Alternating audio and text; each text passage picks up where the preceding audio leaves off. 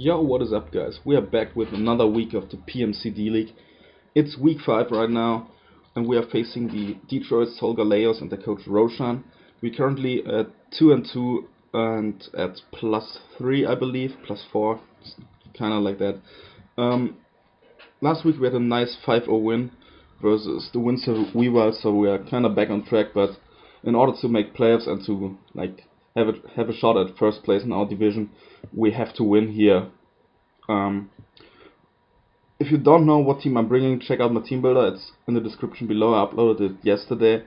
It's a balanced squad with 3 walls with Slowking, Amungas, and Everlag, and then 3 offensive or semi-offensive mons with Lopani, Lando I, and the Cobalion. My opponent brings the Galvantula, so he's bringing sticky webs versus me, so it was a good decision to bring Everlag. He brings the Raptor, which is probably his biggest threat to my team. He brings the Entei, probably a Choice Bandit variant. Miss Mages, which I think should be Choice Scarf versus me, so I expect kinda dual Scarfers unless he's running Bandit Staraptor for like breaking my walls. He brings the Dradigon, which will probably be his answer to my Lopunny, or like not really answer, but get some chip damage off with the rough skin and maybe a rocky helmet. And he brings a Rotom, which also could potentially deal with a Lopunny if I weren't adamant, which I am. Yeah, I don't know his exact record. I think he's 2-2 as well. He won last week versus one of my division opponents, so that's pretty nice for us. I think in our division we have one team at 3-1 and then 2 teams at 2-2. So if I get the win here, I have a very solid chance to make the playoffs, because I have to play my other two division rivals again in the next 2 weeks, and basically one win would give me a playoff spot, I'm pretty sure.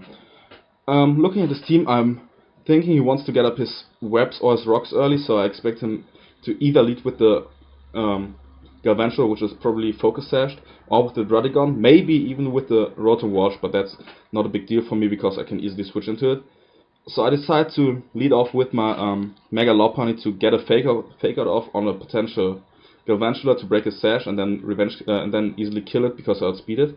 If he goes for a Protect on my fake out, I can Encore it into it and like get some nice damage off on whatever wants to come in versus me. So Lopunny is a great lead here, and let's hop right into it. So I lead with my Lopunny, and Roshan decides to lead with his Rotom Wash versus me, as you will see in a second. This is not really a problem. I just go for the Fake Out here to see if he's physically defensive or not, and to see if he has leftovers or a random item, for example Choice Scarf, because I have to scuffle it because I don't want to get tricked on a Choice Scarf with one of my walls. He reveals the leftovers, and judging from that damage, the fake out damage, I know he's not physically defensive, and Adamant High Jump Kick will easily KO from this range.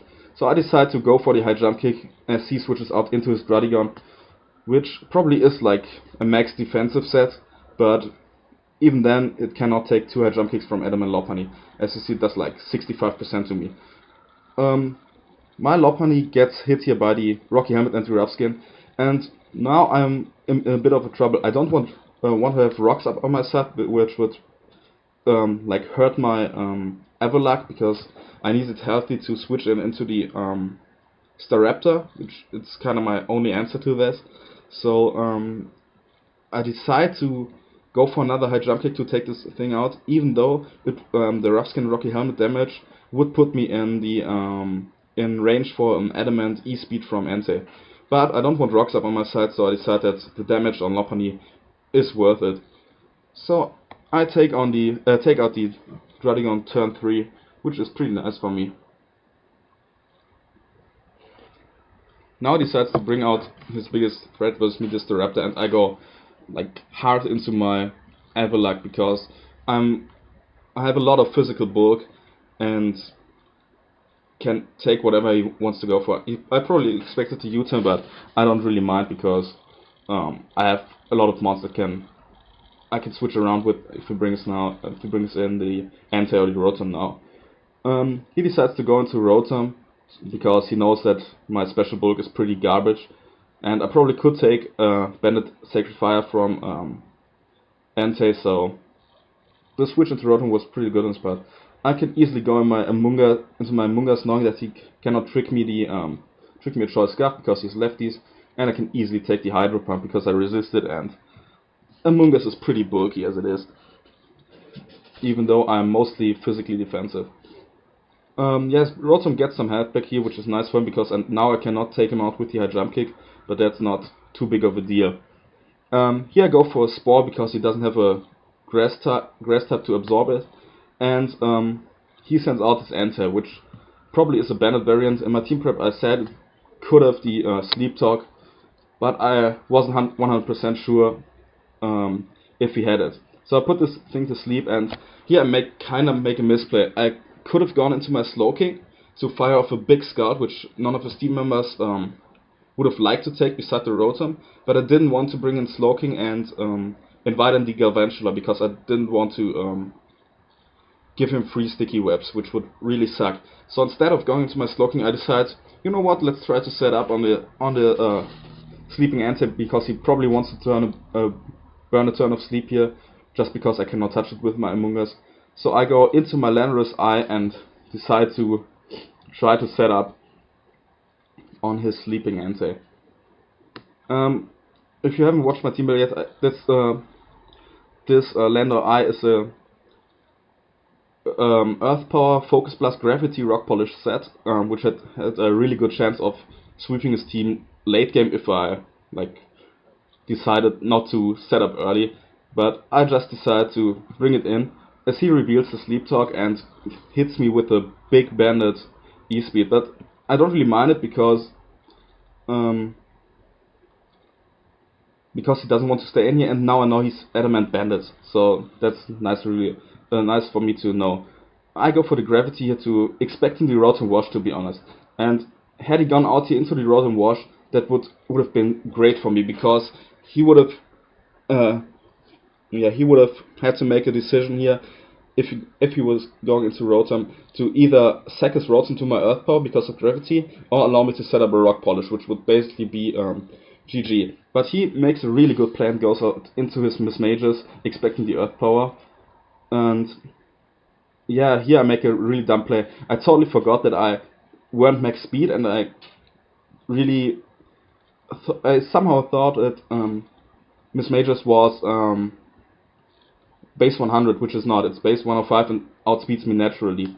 So dumb as I am, I stay in and fire off an Earth Power, which would have had a chance to kill, and which would have hit basically anything if he decided to make a aggressive double or something. But I really thought that I would for some reason outspeed, even though I wasn't even max speed. So I go for the Earth Power and he KOs me with the Icy Wind. Yeah, that was pretty dumb on my part, but it doesn't really matter because I don't need my Landor Eye in this match at all, to be honest. I go out into my Lopunny and go for the Retaliate here, which is the hardest move I can hit his team with. He sends out his Rotom. I know this is not defensive, and it's like a Retaliate, even without the crit, does like 80 to 90% to an offensive Rotom. So the crit didn't matter. I could have easily gone for another Retaliate to revenge crit if he lived the first one. He goes back into his Miss Mages, and now I know this thing is probably Choice Scarfed as I expected early. I think he could have the Psychic or the Dazzling Gleam for my Lopunny, so I wasn't sure what mon to switch in, but I decided to go into my Amoonguss because a Psychic from a modest Scarfed Miss Mages does like 50 to 55% or something like that, and I can easily scout for whatever he wants to lock himself into, because I can get my health back with the Black Sludge and the Regenerator. So he reveals the Psychic, and I can easily switch out into my Slowking to take the next Psychic from his Miss Mages, and I'm pretty sure his Choice Lock, there's no chance he would have sent it out versus my Mega Lopunny if he weren't Scarfed. He gets the special defense drop, which doesn't really matter because I'm making a pretty aggressive but, in my opinion, very good play here. Because looking at his team, he has his Miss Mages, the Entei, the Galvantula, and the Staraptor left. None of them want to take a T-Wave or Scald besides the Galvantula. So it was kind of obvious for me that he wants to go into Galvantula, and I don't want to give him free sticky webs, as I said earlier. So I decided to make a double play into my double switch into my Mega Lopunny, which works out really well for me because he goes hard into his Galvantula as I expected. Now I can fire off an easy fake out, which does like 40 to 50%, then revenge kill it with the high jump kick or the retaliate. As you can see, this fake out does a lot of damage, and the retaliate, even without the boost, does easily kill him. So no webs up front for him, and no rocks either, because his Stradigon was his only rocker, and that is dead. He sends out his Raptor here, and instead of going for the U-turn, and because he doesn't want to take the Rocky Helmet damage from my Everluck, he makes a hard switch, but this again lets me know that he is Choice Scarf because he switched out earlier than I did with my Lopunny. So I know that this thing is Choice Scarf as well, just like his Miss Mages. He goes into his Entei, which doesn't really matter. I mean, it has turned one turn of sleep, but he probably wants to go for another sleep talk, so I can easily go into from my Everluck back into my Slowking, which hard walls his Entei for days, unless I get Sacred Fire Burn, but even then I'm pretty sure I can take 2 Sacred Fires from full. He burns another turn of sleep, which is his second, I believe, and goes for another sleep talk. Gets the Iron Head. I don't really know why I had Iron Head, because it doesn't really hit anything on my team. I'm not weak to Steel typing at all, so I was kind of surprised there. He gets a little lucky here because he gets the full turn of sleep, and I know he's Choice Banded locked into the sleep talk. Gets a crit with the E-Speed, which doesn't really matter, as I fire off his Thunder Wave, expecting him to either wake up, which was a pretty big chance, or to switch out because he doesn't want to take a Scald from Slowking. So he wakes up, goes for another sleep talk, obviously, as I slack off the damage, and I'm pretty much back at full here after the slack off anti-leftovers. So here's the Entei, Miss Mages, and Staraptor back, and nothing of these mons want to take a Thunder Wave. I think that Miss Mages is his most expendable member, as he decides to be as well. So I Thunder Wave it, and now I'm like in a really good spot. I basically cannot lose the game here if I don't make terrible plays. So I decide to switch out into my Cobalion. I forgot to put a nickname on it this week. Sorry about that, my boy, but I can easily go for my Stealth Rock here, as he goes for the D-Bond. So I know he's Choice Scarfed into Destiny Bond, but that's not a big deal because I'm not offensive at all. I have like 52 EVs in attack, so I can easily go for the Iron Head here after this turn to get some damage off. And then I can easily, because I don't want to play around with the rolls, so that Iron Head might be a 2-hit KO from this range, so I just go for the Volt Switch and switch out into my Lopunny. The plan behind that is that he either gets a Destiny Bond and I Encore him into that until he gets paralyzed, or I kill him with the Fake Out or the Retaliate if he gets paralyzed on this turn. He gets parried, but that doesn't really matter because, again, I had the Encore and it just makes the game go by faster. I kill it with the Retaliate, the 4th kill from my Lopunny in this game, which is pretty nice, I guess. He puts in a lot of work this season. It's at 12 kills right now. And yeah, he sends out his Entei instead of Staraptor because he knows that my Everluck walls it hard. He has no chance of winning this game anymore because he cannot break through my wall core with 2 choice locked Pokemon. I send out my Slowking as he fires off his Sacred Fire instead of the E-Speed, which is a good play. He gets the burn, which doesn't really matter. And here, to be honest, I make a misclick. I just because Roshan is a cool guy, I didn't want to play for the 5-0, which I could have easily done. But I misclick and fire off a T-Wave here, so that looks like I was going for the 5-0 win, but I directly told him over Skype that I misclicked and I would just fire off a Scald here so that he would at least get a 4-0 or maybe a 5-0 if his Staraptor were able to kill my Avalak later in the game. So I fire off a Scald, which does not kill, had no chance to kill at all. It does like 73% max, and he is at 75 after the Stealth Rock damage. So his anti kills my Slowking, which is not a big deal. Slowking did a good job this game, walling the fuck out of his anti for the majority of the game, and it was really hard for him to deal with. Yeah, so I can go into my Lopunny, hit the Retaliate because he cannot lock himself into E-Speed here because he's already shown that he has locked himself into Sacred Fire. And now his last one is the Staraptor. Lopunny got 5 kills in this match, now sitting at 13-2 over the season, which is pretty nice. Maybe it has a shot at MVP. But like the Genesect is like at 15 kills or something like that, so I don't know if we can pull off the MVP for Mega Lopunny. Here he locks himself into close combat, which basically wins me the game because Amoonguss now beats it.